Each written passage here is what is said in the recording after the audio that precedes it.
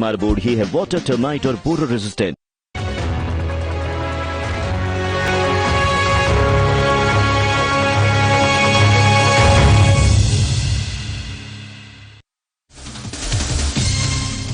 पांवटा साहिब में पूर्व सीएम जयराम ठाकुर ने साधा कांग्रेस सरकार पर निशाना, कहा सरकार ने डीजल के दाम बढ़ाकर जनता को दिया पहला तोहफा।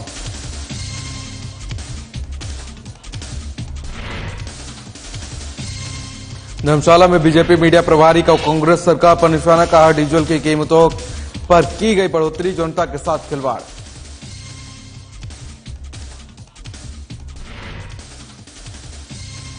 शिमला में विक्रमादित्य सिंह ने संभाला मंत्री पद का कार्यभार, सीएम सुखविंदर सिंह सुक्खू ने जताया आभार, कहा यह मेरे लिए सबसे भावुक पल।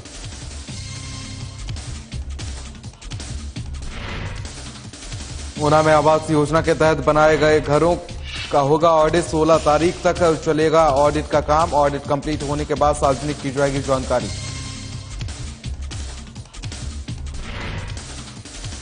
और सिरमौर में खेती के तहत किसान प्रशिक्षण शिविर का आयोजन, जैविक खाद खेती करने का दिया गया प्रशिक्षण, आसपास के दर्जनों किसानों ने लिया हिस्सा।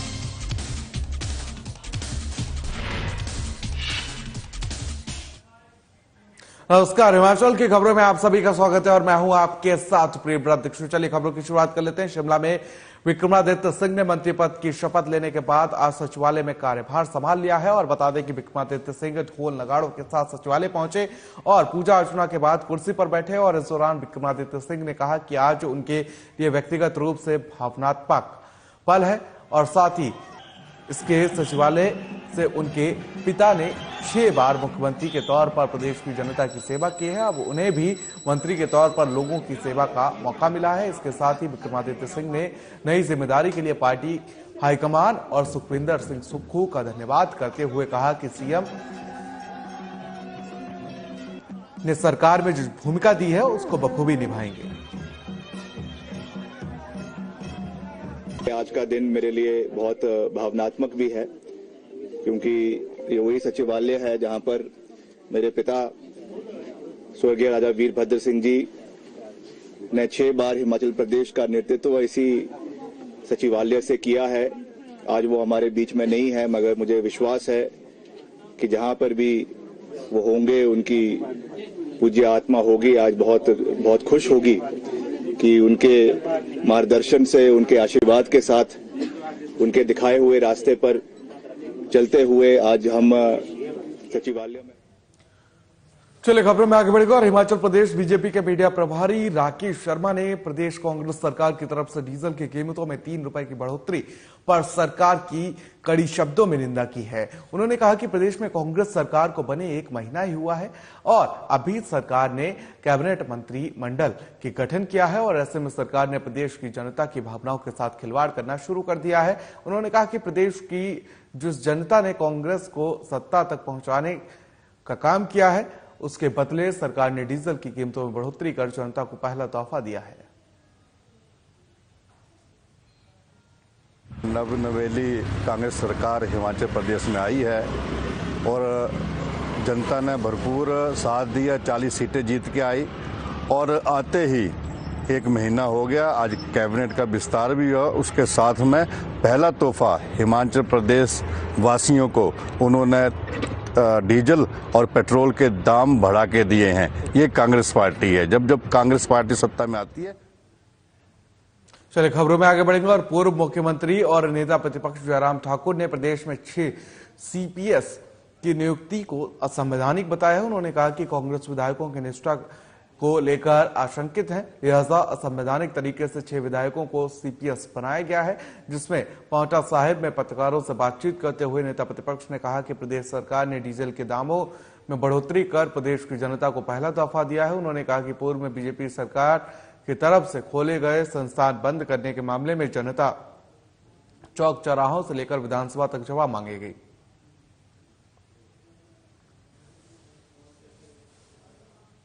जो कांग्रेस पार्टी अभी हाल ही में सत्ता में आई है, बार बार कह रहे थे हम रिसोर्स मोबिलाइजेशन करेंगे और रिसोर्स मोबिलाइजेशन के साथ साथ में उन्होंने बात कही थी कि हिमाचल प्रदेश में हम फिजूल खर्ची को रोकेंगे। मंत्रिमंडल का गठन होने से पहले 3 कैबिनेट स्तर के जो विधायक नहीं है, एक political advisor with cabinet rank, एक media advisor with cabinet rank, एक IT advisor with cabinet rank पहले ही तैनात कर।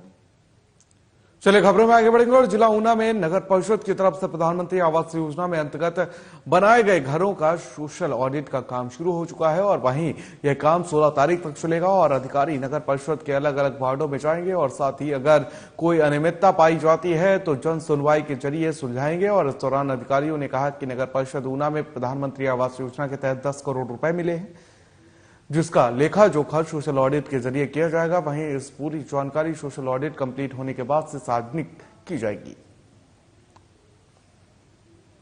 ऊना में प्रधानमंत्री आवास योजना शहरी के तहत जो घर बने हैं उनके लिए सोशल ऑडिट चल रहा है। अभी इसकी जो है वो फाइंडिंग जो है वो अंतिम दिन जो है शेयर की जाएंगी, जिसमें जन सुनवाई का भी एक प्रावधान रखा गया है। अगर कहीं अनियमितताएं पाई जाती हैं तो वो जन सुनवाई के माध्यम से वो अनियमितताएं के बारे में जानकारी फिर से एक बार ली जाएगी और लोगों को एक जगह पे बुला करके उनसे बातचीत की जाएगी। 6 तारीख से शुरू हुआ था जो कि 16 तारीख तक चलेगा।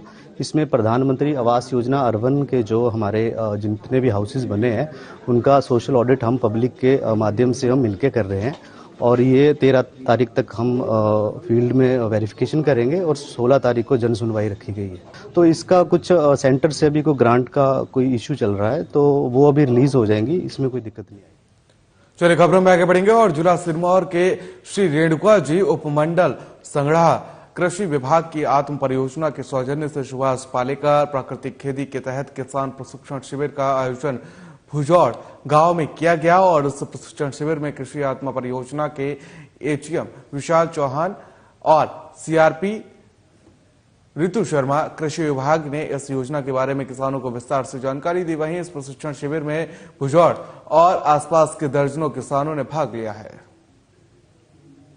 मैं कृषि सखी के तौर पर कार्य कर रही हूं और 6 से 20 तक जो हमारा है ये राउंड लगा है और आत्मा प्रोजेक्ट में जो एटीएम सर हैं वो भी हमारे साथ इस राउंड में शामिल है। तो आज ये भुजौड़ में कैंप लगाया गया था। इसमें हम प्राकृतिक खेती के बारे में जो जानकारी दे रहे हैं, किसान बहनें ये हमारे साथ खड़ी हैं, इन्हें आज प्राकृतिक खेती के बारे में बताया गया है। तो मेरा यही निवेदन रहेगा सभी से कि प्राकृतिक खेती कीजिए। और चलिए खबरों में आगे बढ़ेंगे और संस्कृति और रक्षा मंत्रालय भारत सरकार की तरफ से वंदे मातरम नृत्य उत्सव प्रतियोगिता के माध्यम से दिल्ली के जवाहरलाल नेहरू स्टेडियम में आयोजित किए जाने वाले ग्रैंड फिनाले में देश के 500 के लगभग कलाकारों का चयन किया गया है और इसके तहत आज अशोक आतिथ्य और पर्यटन प्रबंध संस्थान में भारत वर्ष से आए कलाकारों ने अपने अपने प्रदेश के लोक नृत्यों की झांकियां प्रस्तुत की हैं और इस कार्यक्रम को संगीत जगत की जानी पहचानी विभूतियां कोरियोग्राफ करेंगे। और वहीं कार्यक्रम में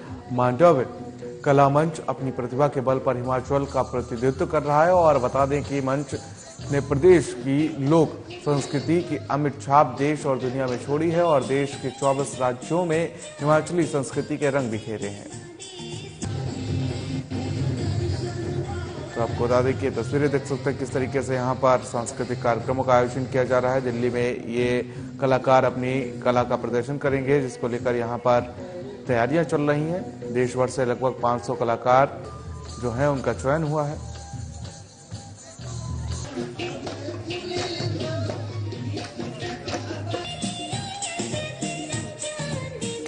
तो ये देख सकते हैं किस तरीके से यहाँ पर अपनी कला को निखारने का काम किया जा रहा है। 26 जनवरी को ये कलाकार अपना जौहर दिखाएंगे और जो भी प्रतिभा की तैयारी कर रहे हैं ये लोग, ये 26 जनवरी को दिल्ली में हिमाचली संस्कृति का रंग देखने को मिलेगा और इसको लेकर ये कलाकार जो हैं खून पसीना बहाते हुए नजर आ रहे हैं लगातार और देश भर से 500 कलाकारों का इसमें चयन हुआ है।